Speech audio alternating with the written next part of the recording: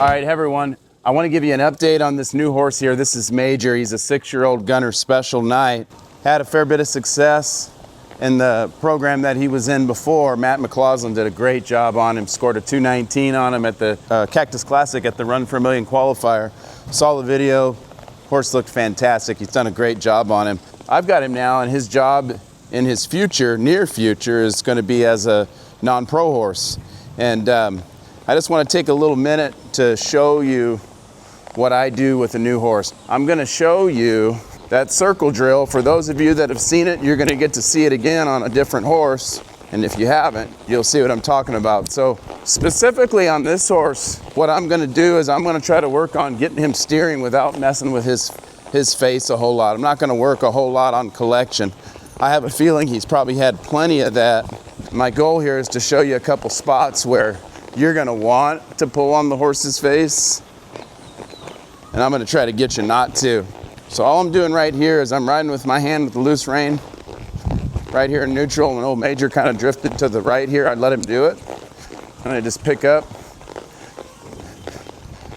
and I asked him to steer. He kind of raised up. When he raises up, I'll just kind of hold his face here and squeeze with my feet. So I've got pressure on him, kind of getting his body straight. I'm squeezing until I feel him start to want to drop down a little bit there, and then I release. Try to steer again, a little bit better. Gave him a little reminder with my right foot to move. He moved and kind of wanted to raise his head up. I could choose to just leave it alone, but I'm just going to kind of put a little pressure on him, just make him a little uncomfortable when he raises up like that. He wants to go to the right, so he's looking to the right, but he's a pretty good natured horse, so he kind of knows where I want to stay. So he's doing that, but I think he's really saying, man, I'd love to go check out whatever it is to my right. So I'm going to resist that urge to pull on that rein.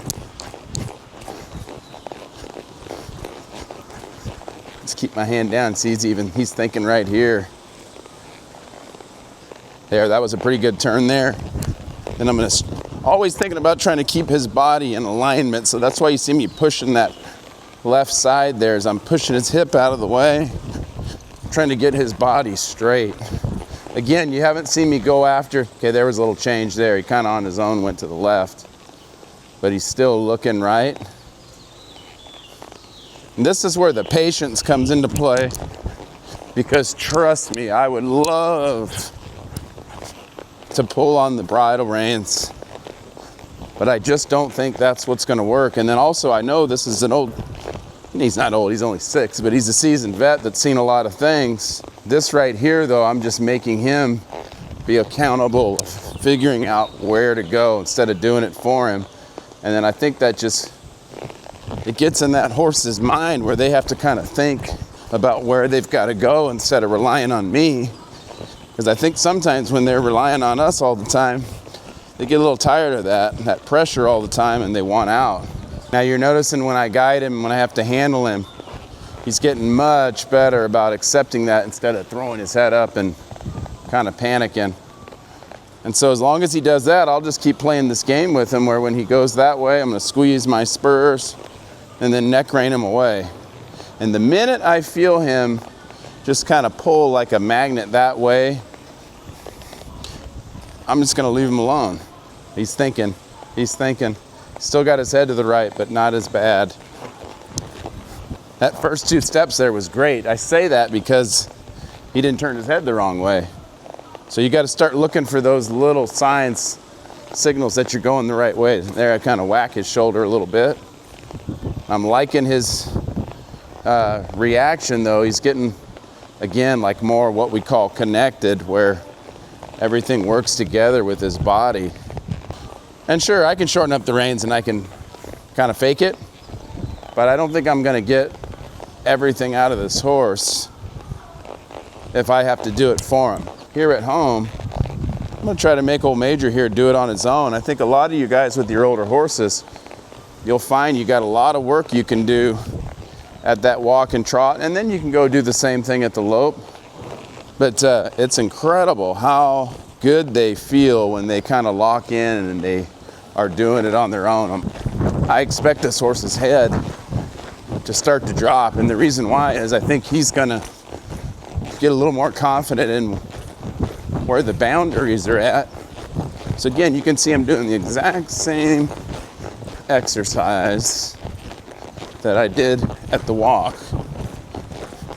Better let him take a break. So you guys can see, I just wanted to give you a quick look at a new horse here, Major, that we've got, but on top of it, I just wanted you to get a chance to see how I handle one like this that, it's a good horse, and he's broke, but he's got a little spot there on that left circle where I feel like for whatever reason, and he's not lame, I know that. We always want to check that first, but I just feel like he just he wants to go that way. He wants to go that way. And so we're going to take that as make it a teaching moment where I can work on my neck reining and my alignment at the same time, as well as take away a desire to want to go to the right, because I'm leaving him alone unless he's looking way right or he goes right.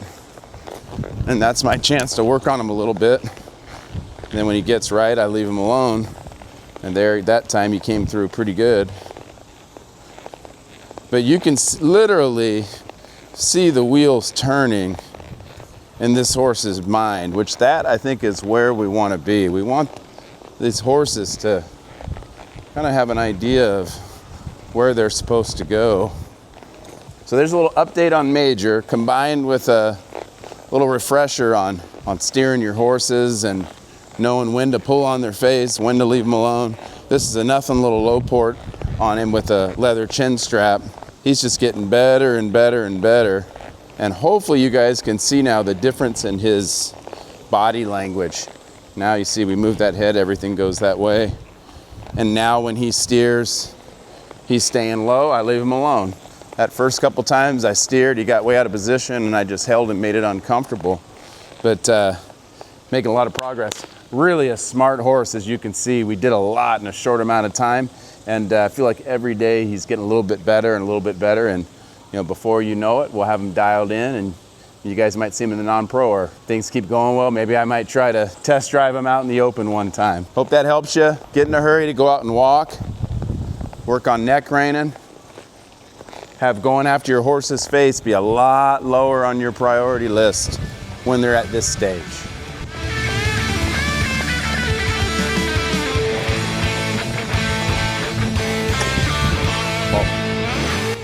And you can see he can spin.